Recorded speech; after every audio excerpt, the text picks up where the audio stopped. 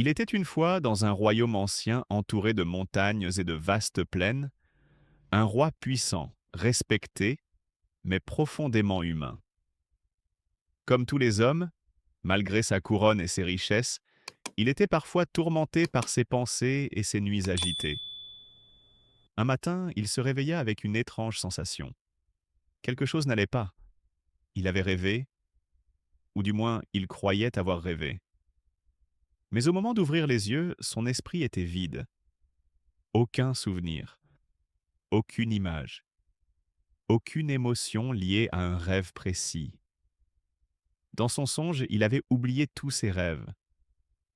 Ce détail, qui aurait pu sembler insignifiant pour d'autres, troubla profondément le roi. Il savait que les rêves portaient souvent des messages cachés, des avertissements ou des promesses. Et oublier un rêve dans un rêve, cela ne pouvait être anodin. Inquiet, il convoqua immédiatement son conseil et donna un ordre clair: que l'on fasse venir les deux meilleurs interprètes de rêves du royaume, ceux dont la sagesse était reconnue bien au-delà des frontières. Les deux hommes furent amenés dans la grande salle du trône. Le premier était un prêtre strict, connu pour son franc-parler et son attachement rigide à la vérité brute. Le second était plus discret, plus observateur, réputé pour son intelligence et sa finesse d'esprit. Le roi leur raconta son rêve, ou plutôt l'absence de souvenir de ce rêve, puis déclara d'un ton grave: « Je veux connaître la signification de cette vision. Dites-moi la vérité, sans détour. » Le premier interprète s'avança alors. Sans hésitation, sans prendre le temps de mesurer ses mots, il parla. Majesté, ce rêve est un mauvais présage. Il annonce la mort de tous les membres de votre famille royale. Vous serez abandonné par les vôtres et condamné à vivre seul pour le reste de votre vie, dans une solitude profonde. À ces mots, la salle se figea. Le visage du roi se transforma. Sa respiration devint lourde.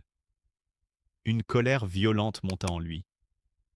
Ce qu'il venait d'entendre était trop brutal, trop cruel. Non seulement le message était terrible, mais la manière de le dire l'était encore plus. Fou de rage, le roi se leva de son trône et cria: « Comment oses-tu m'annoncer une telle tragédie avec autant de froideur ?»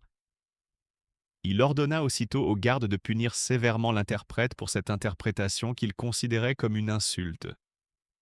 L'homme fut emmené, laissant derrière lui une atmosphère pesante. Puis ce fut au tour du second interprète. Il avait tout observé.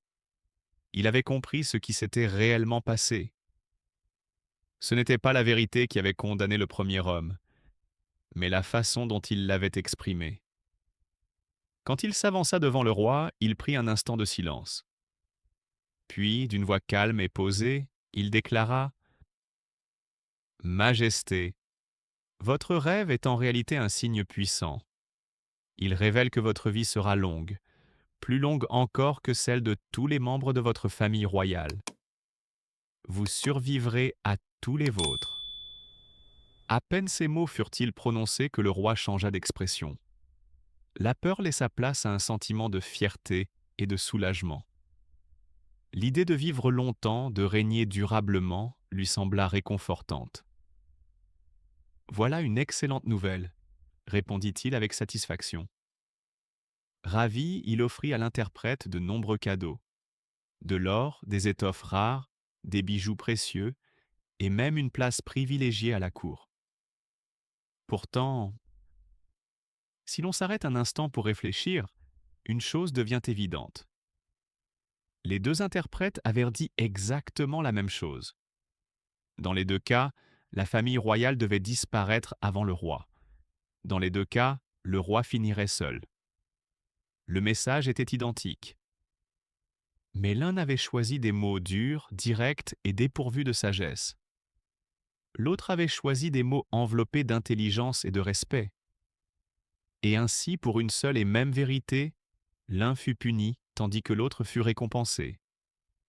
Cette histoire nous enseigne une leçon essentielle, souvent oubliée dans notre vie quotidienne. Dans la vie, un même message peut être transmis de multiples façons. Une vérité peut blesser ou guérir. Elle peut détruire une relation ou la renforcer. Il ne s'agit pas toujours de ce que tu dis, mais de la manière dont tu le dis. Les mots ont un pouvoir immense. Ils peuvent ouvrir des portes ou en fermer à jamais. Savoir communiquer, ce n'est pas mentir, c'est comprendre l'impact de ses paroles.